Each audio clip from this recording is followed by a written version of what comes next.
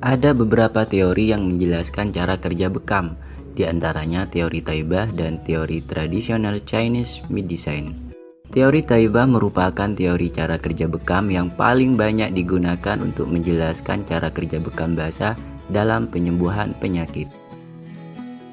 Teori Taibah dikemukakan oleh Dr. Salah Muhammad El-Sayyid, dosen sekaligus peneliti biokimia medis dan tibbun nabawi Sohag University di Mesir dan Taibah University di Saudi Arabia. Teori Taibah diajukan oleh Dr. Salah untuk menjelaskan cara kerja bekam basah dari sudut pandang kedokteran konvensional. Nama Taibah diambil dari kota Taibah, Madinah Al-Munawwarah, kota tempat tinggal Rasulullah Shallallahu Alaihi Wasallam. Menurut teori Taibah, terapi bekam merupakan sebuah tindakan bedah ringan di mana tekanan negatif atau pengisapan melalui pompa atau api yang dilakukan di permukaan kulit menggunakan kop bekam mengakibatkan kulit terisap ke dalam kop bekam. Jantung memompa darah yang kaya oksigen dan nutrisi ke seluruh tubuh. Darah mengalir cepat melalui saluran pengirim darah yang disebut arteri. Darah mengalir dari arteri yang paling besar yang disebut aorta menuju arteri yang paling kecil yang disebut arteriol. Arteriol ini bersambung dengan pembuluh darah kapiler.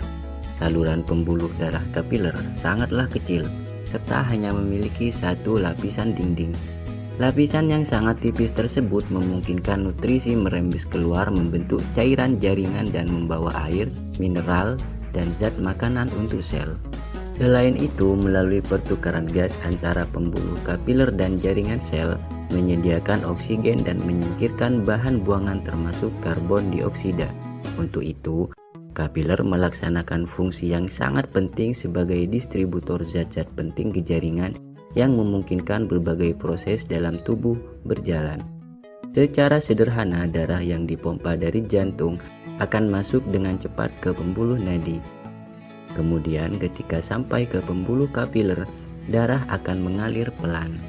Zat sisa hasil metabolisme sel akan kembali masuk ke saluran kapiler kemudian dikirimkan ke venul, menuju saluran pembuluh balik atau vena yang lebih besar. Zat-zat sisa metabolisme akan disaring atau dieliminasi oleh organ-organ yang berfungsi untuk pembuangan racun seperti ginjal dan liver. Darah juga akan mendapatkan nutrisi baru melalui mekanisme kompleks penyerapan nutrisi di usus dan hati. Darah juga akan melakukan pertukaran gas dari karbon dioksida sebagai sampah metabolisme sel bertukar dengan oksigen di paru-paru. Darah yang sudah kaya akan nutrisi dan oksigen ini kembali ke jantung dan siap untuk dikirim kembali ke seluruh tubuh. Lalu, di manakah bekam bekerja? Kita akan bahas di video berikutnya.